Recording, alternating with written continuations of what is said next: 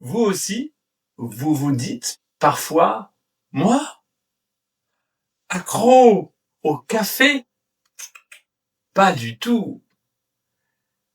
Moi aussi, je disais ça avant. Salut et bienvenue sur Simple French Story. Sur cette chaîne, je te raconte des histoires dans un français lent pour t'aider à progresser de manière naturelle. Aujourd'hui, on va parler d'un sujet très sérieux, enfin presque, le café. À la fin de cette vidéo, tu connaîtras plus de vocabulaire sur les habitudes, le travail, la pause café, très importante en France, et surtout, tu pourras me dire si toi aussi tu penses que tu es accro au café. Pendant longtemps, j'ai pensé que j'aimais simplement le café. Voilà, rien de grave, comme tout le monde. J'aime le café. Par exemple, le matin, je bois un café, un petit café pour me réveiller. Ensuite, au travail, aussi, je bois un café avec mes collègues. C'est un moment convivial, chaleureux. Après le déjeuner, je reprends un petit café, juste un petit café. Et le soir aussi, parfois j'aime prendre aussi un petit café. Pour moi, c'est normal. Enfin, c'est ce que je croyais. Le premier signe, lundi matin, je me lève. En retard. Aïe, aïe, aïe. Je vais dans la cuisine, encore à moitié endormi, les cheveux dans tous les sens. J'appuie sur le bouton de la machine. Rien. J'appuie encore. Toujours rien. Je la regarde. Elle me regarde. Enfin, j'ai l'impression qu'elle me regarde. Et là, tout change. D'abord, je sens un grand vide. Et ensuite, une vraie colère, une rage. Ah non, mais non, pas aujourd'hui, non! Ma compagne arrive dans la cuisine. Mais qu'est-ce qu'il y a, chérie? Qu'est-ce qui se passe? La machine. La machine? Et quoi? Quoi, la machine? Elle ne marche plus. La machine à café ne marche plus. Oh, voyons, chérie, ce n'est pas grave. Tu boiras un café au travail. Au travail. Oui, oui, oui, tu as raison. Au travail. Il y a toujours du café au travail. Mais ce n'est pas maintenant. Il faut attendre. Et moi, je déteste attendre un café. Dans la voiture,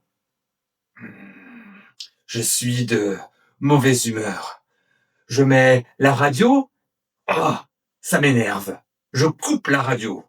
Et le silence m'énerve aussi. Dans l'ascenseur du bureau, un collègue me dit « Salut, ça va ?»« Non, non, non, ça ne va pas !» Et me regarde, surpris. « Ah bon? Pourquoi ?»« Pas de café ce matin. Pas de café. » Oh, aïe, aïe, aïe, aïe. Il hoche la tête. Je comprends. Dur, très dur. J'arrive enfin dans l'open space.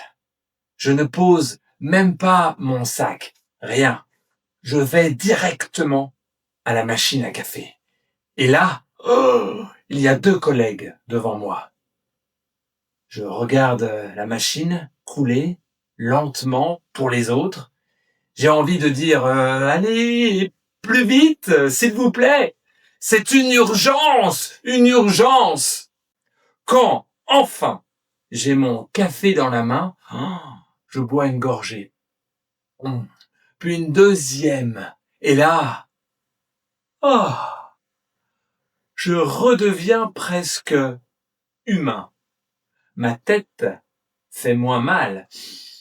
Je respire mieux. Je trouve les gens moins agaçants, moins énervants.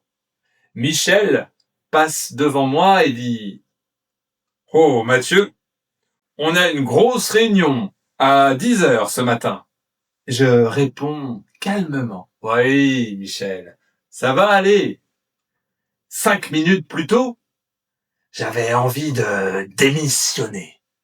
À la pause de 10h, tout le monde revient à la machine à café. Et là, je remarque quelque chose.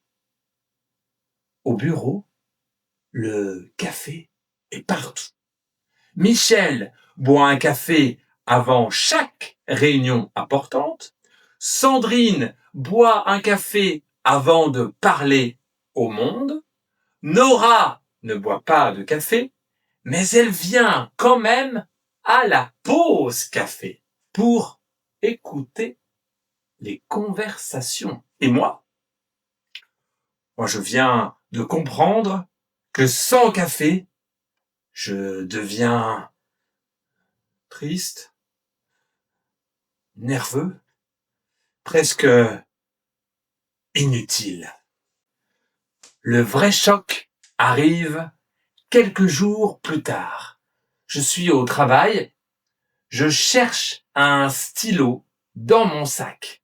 Et là, je trouve un petit thermos. Mon thermos. Je l'ai rempli ce matin, au cas où. Je reste immobile. Au cas où quoi? Au cas où la machine du bureau tombe en panne. Au cas où une réunion dure trop longtemps. Au cas où je passe 2 heures sans café. Je prends le thermos dans ma main et d'un coup, tout devient clair. Le matin, j'ai besoin du café pour me lever. Au travail, j'ai besoin du café pour être aimable. Après le déjeuner, j'ai aussi besoin d'un café pour continuer. Et maintenant, je transporte une réserve avec moi, comme si j'avais peur de manquer de café, comme si le café n'était plus un plaisir, mais une sécurité.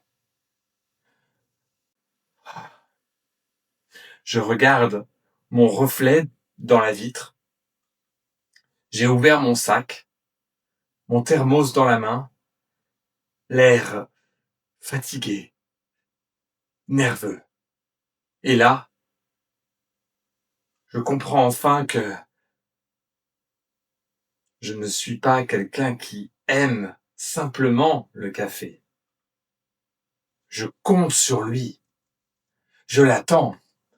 J'en ai besoin. Sans lui, sans le café, je ne suis plus vraiment moi. Alors, je baisse les yeux vers mon thermos et je murmure. Je crois que je suis accro au café. À ce moment-là, Michel entre dans la pièce. Il voit le thermos et il me dit « Ah, toi aussi ?» Tu as une dose de secours. Et franchement, ça ne me rassure pas du tout.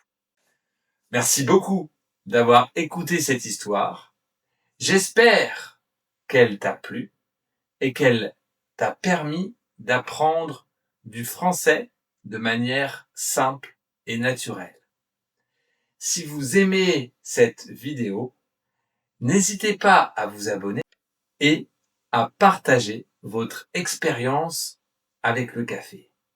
À très bientôt sur Simple French Story.